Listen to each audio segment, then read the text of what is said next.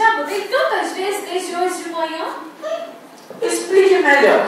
Eu não sei porquê, mas como vejo, eu não sou a mesma. Eu nada vejo? Não sei como vou te explicar, pois para mim nada é claro. Onde estou? Como estou aqui? Como foi que eu cheguei aqui? Eu não sei por que caminhos andei. Que lugar é esse? Eu nem sei. Mas onde estou? Como estou aqui?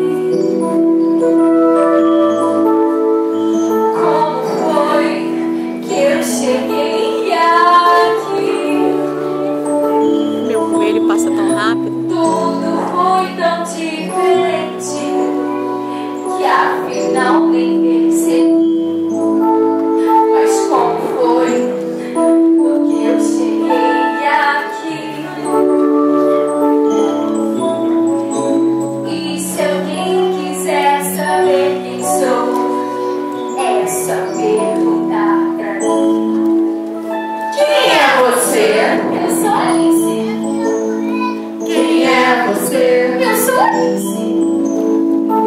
Sou Alice. Sou Alice, sim.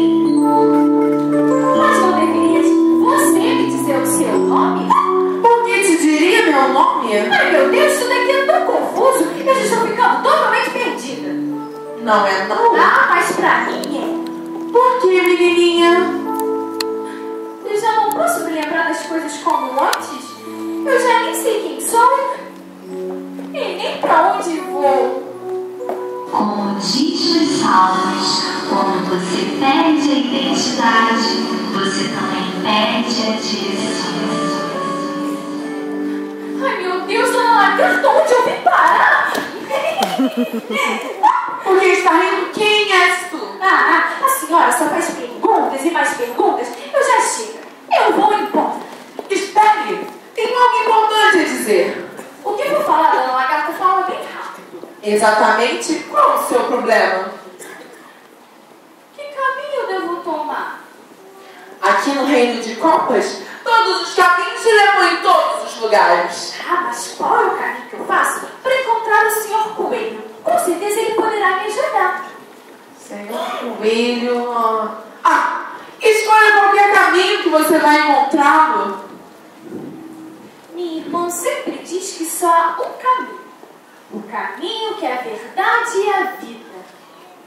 Então, escolha o caminho que seu coração desejar.